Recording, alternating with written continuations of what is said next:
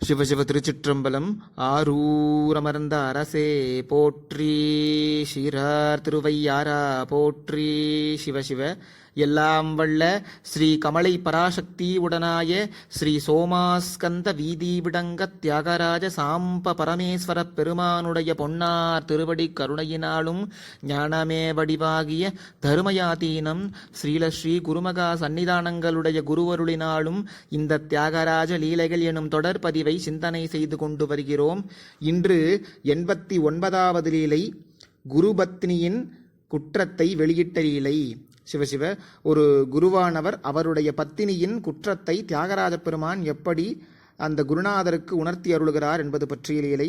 சிவசிவ அர்ஜுன வனத்திலிருக்கும் சதாசிவன் எனும் பெயருடைய ஒரு குருவானவர் தமது சிஷ்யர்களுக்கு பாலப்பிராயம் முதல் வேதம், அதனுடைய லட்சணம் இவைகளை கற்பிப்பதுடன் ஈஸ்வர மகிமையையும் உபதேசித்து கொண்டு வரும் நாளில் திருவாரூர் திருப்பதியில் வியாசமுனிவர் வந்திருப்பதாய் கேள்வியுற்றார். இந்த சதாசிவன் அப்படிங்கிற ஒரு பெரிய முனிவர், அவர் தன் சிஷ்யர்களுடன் ஒரு வனத்திலே வாழ்ந்து வருகிறார். அவர் அந்த சிஷ்யர்களுக்கு வேதம், அதனுடைய லட்சணம் எப்படி இருக்கும், ஈஸ்வரனுடைய மகிமைகளெல்லாம் சொல்லிக் கொண்டிருக்கிற காலத்திலே திருவாரூரிலே வியாசமாமுனிவர் வருகிறார் என்று இவர் அறிந்து கொள்கிறார். அவரை தரிசனம் பண்ணுவதற்காக இவர் குருநாதரானவர் கிளம்புகிறார். அவரை பணிந்து அவரிடம் இருந்து பாரத பொருளின் பான்மையை அறிந்து கொள்ளலாம் என்று நினைத்து தமது சிஷ்யர்களில் ஒருவனாகிய தீக்ஷண புக்தி என்பவனை தனது மாளிகைக்கு காவலாக ஏற்படுத்திவிட்டு மற்ற சிஷ்யர்களுடன் புண்ணியபுரத்திற்கு சென்றான். அதாவது திருவாரூருக்கு போறான். எதனால போறான் அப்படின்னா, நம்ம தரிசனத்துக்காக, வியாசமுனிவருடைய தரிசனத்துக்காக இவர் அங்க போறார். குருநாதருடைய இந்த கட்டளையை ஏற்றுக்கொண்ட தீக்ஷண புக்தி, அவன் பேர் தீக்ஷண புக்தி, அந்த சிஷ்யன் தன்னுடைய குருநாதருடைய மாளிகையில் உள்ள பசு, மான், கிளி முதலிய ஜீவ ஜந்துக்களையும் குருவின் மகளையும் குருவின் மனைவியையும் தாய் போலும் சகோதரி போலும் மக்கள் போலும் நினைத்து பாதுகாத்து வந்தான். அந்த சிஷ்யனானவன் குருநாதருடைய மனைவியை தன்னுடைய தாயாகவும் மகளை தன்னுடைய சகோதரியாகவும் பார்த்து கொண்டு வருகிறான். அப்பொழுது சதாசிவ குருநாதரானவர் வெளியூர் சென்றிருக்கிறார் என்ற விஷயத்தை அறிந்து கொண்ட ஒரு துஷ்டன் ஒரு பெண் போல் வேஷம் எடுத்துக்கொண்டு அந்த குருபத்தினியின் அருகே உறவு உடையவன் போல் பல விஷயங்களை பேசிக்கொண்டு 2-3 நாட்கள் வரையில் அக்குருவின் மாளிகையில் தங்கியிருந்து போகும் சமயத்தில் அந்த தீக்ஷண புக்தி எனும் சிஷ்யன் உன் மகள் மீது மையல் கொண்டிருப்பது போல் காணப்படுகின்றான் என்று பொய்யுரைத்துவிட்டு வெளியே சென்று விடுகிறான். இப்போ இந்த குருபத்தினி தவறான எண்ணம் கொண்ட பெண். அப்படி ஒரு துஷ்டனானவன் ஒரு பெண் போல வேடமிட்டு அந்த குருபத்தினியோட சேர்ந்திருக்கிறான். அவன் பல நாட்கள் இருந்து திரும்பும்போது என்ன பண்ணியிருக்கிறான், போகிற போக்கில் இந்த தீக்ஷண புக்தி அப்படிங்கிற சிஷ்யன் உன் மகள் மீது மையல் கொண்டிருக்கிறான், அதாவது காதல் கொண்டிருக்கிறான், நீ அவனை நம்பாதே அப்படின்னு சொல்கிறான். அந்த துஷ்டன் சொல்லியதை இந்த குருபத்தினியானவள் கேட்டுக்கொள்கிறாள்.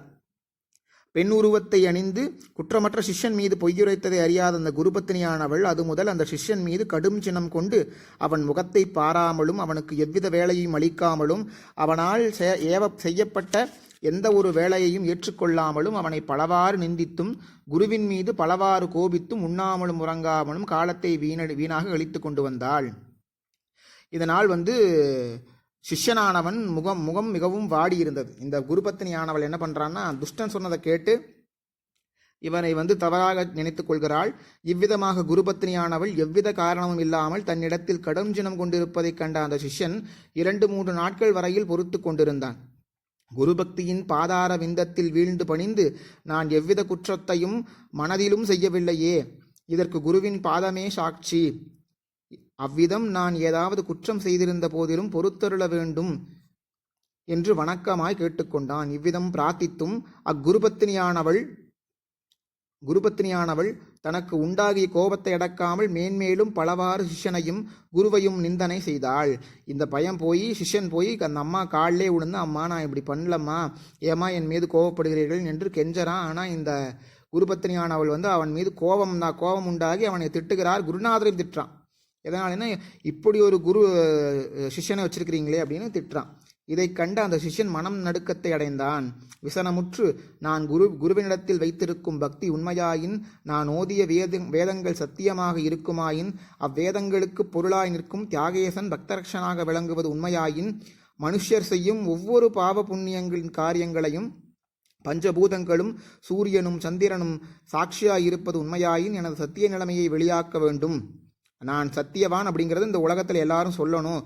இன்னும் 2 முகூர்த்த நேரத்திற்குள் எனது சத்திய நிலைமையை வெளிக்காட்டாவிட்டால் குருவின் மூர்த்தியையும் தியாகராஜனுடைய பாதார கமலங்களையும் நினைத்து கொண்டே அக்னிகுண்டத்தில் வீழ்ந்து இறப்பதே நலம் என்று நினைத்து மனம் நொந்து வாடி நின்று வேண்டிக் கொண்டான். அந்த பையன் என்ன பண்ணுறான், குருபத்தினியிட்ட போய் காலில் விழுந்துமே அவங்க ஏற்றுக்கொள்வதாக இல்லை. இதனால் மனமுடைந்த அந்த தீக்ஷண புக்தி அப்படிங்கிற சிஷ்யன் என்ன பண்ணுறான், குருநாதருடைய பாதத்தையும் தியாகராஜனுடைய கமலபாதங்களையும் நினைத்து கொண்டே நான் அக்னிகுண்டத்தில் விழுந்து விடுவேன். இன்னும் 2 முகூர்த்த காலத்துக்குள் நான் உத்தமன்னு குருபத்தினி சொல்லணும், என்னுடைய குருநாதன் சொல்லணும்னு இவன் நினைக்கிறான். இல்லைன்னா நான் இறந்து விடுவேன் என்று சங்கல்பம் செய்து கொள்கிறான். அப்பொழுது திருவாரூரில் இருக்கும் அந்த சதாசிவ குருவுக்கு திடீரென்று சரீரம் நடுக்கமுற்றது. பெருமூச்சும் மனக்கொதிப்பும் ஆயாசமும் உடம்பில் வெப்பமும் உண்டாயிற்று.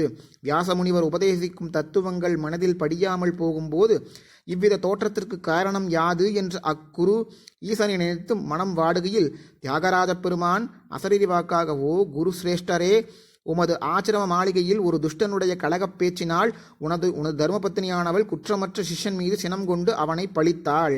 அதனால் அவன் மனத்துயரையடைந்து சதாச்சாரமுடையவனாகவும் ஈஸ்வர பக்தியுடையவனாகவும் சாது குணமுள்ளவனாகவும் மனம் வாடும்படியும் அப்போதே எனக்கு மனம் வாடி உடம்பெதிர்த்து தாபம் உண்டாயிருக்கிறது. இப்படி உமக்கு சொல்ல வேண்டுமா என்று கூறிவிட்டு அச்சிஷ்யனிருக்கும் இடத்திலும் அசரீரியாய், ஹோ பக்தா, நீ குற்றமற்றவன்.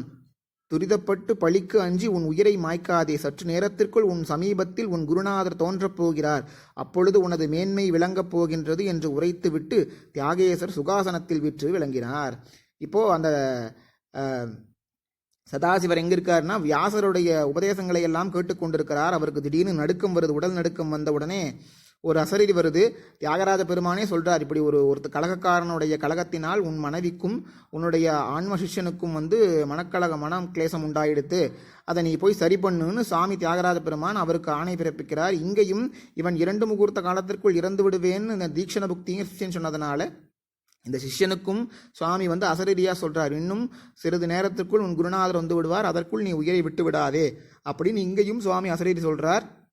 வியாசமுனிவரிடம் இருந்து விடை பெற்று கொண்டு திரும்பிய சதாசிவ குருவும் தனது ஆசிரமத்திற்கு சத் சிஷ்யனையை ஆசீர்வதித்து அவன் மேன்மையை பற்றி புகழ்ந்து கலகத்தை கேட்டுக்கொண்டு பழி கூறிய தன் மனைவியை இகழ்ந்துரைத்து ஸ்திரீ ஜனங்களுக்குரிய துஷ்டத்தன்மையை தனது சிஷ்யர்களுக்கு உபதேசம் செய்து ஈஸ்வர பக்தியின் மேன்மையையும் சம்சாரத்திலுள்ள இகழ்ச்சிகளையும் எடுத்து கூறி ஈசனை துதித்து கொண்டே காலத்தை கழித்து வந்தார். இப்படி பெண் சம்சாரத்தில் உள்ள இகழ்ச்சிகளை எல்லாம் சந்தேகப்படுறதை எல்லாமே சம்சாரத்துக்குள் இருக்கும் அப்படிங்கிறதையெல்லாம் இவர் எடுத்து உரைத்து சுவாமியோடு நிம்மதியாக சிஷ்யர்களோடு நிம்மதியாக வாழ்ந்து வந்தார். இவ்வாறு தியாகராஜ பெருமான் குருபத்தினியுடைய குற்றத்தை அவனுக்கும் தன்னுடைய குருநாதருக்கும் உணர்த்துகிறார். ஆதலால் எல்லாம் வல்ல கமலையோடுடனாகிய தியாகராஜ பெருமானையே சரணடைவோமாக. சிவசிவ திருச்சிற்றம்பலம்.